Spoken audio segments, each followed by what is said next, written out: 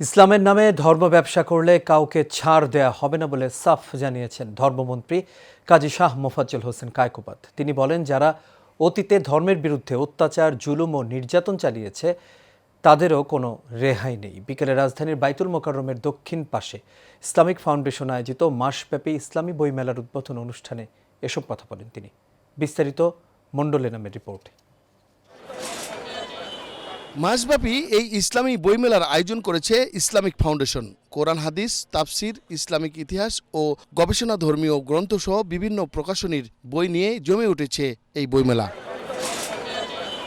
মেলা উদ্বোধনে ধর্মমন্ত্রী বলেন, যারা অতীতে ধর্মের বিরুদ্ধে অত্যাচার, জুলুম, নির্যাতন করেছে তাদের বিরুদ্ধে আইন অনুযায়ী ব্যবস্থা নেওয়া হবে। অতীতে যারা উশৃঙ্খলতা করেছে, অন্যায় করেছে, অপরাধ করেছে, জুলুম করেছে, অবিচার করেছে, তাদের সম্পর্কে ব্যবস্থা অবশ্যই নিতে হবে। ধর্মমন্ত্রী বলেন, ইসলাম শান্তি ও ন্যায়ের ধর্ম। ধর্মের অপব্যাখ্যা বা অপব্যবহার করে কেউ যেন ব্যক্তিস্বার্থ হাসিল করতে না পারে, সে বিষয়ে সরকার কঠোর অবস্থান রয়েছে বলেও জানান তিনি।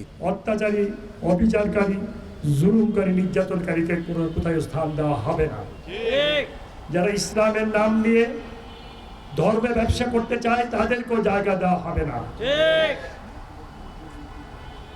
আপনাদের কাছে আমি অনুরোধ রাখতে চাই, আপনারা এবং আমি সহ আমরা যেন আল্লাহর হুকুম অনুযায়ী চলি।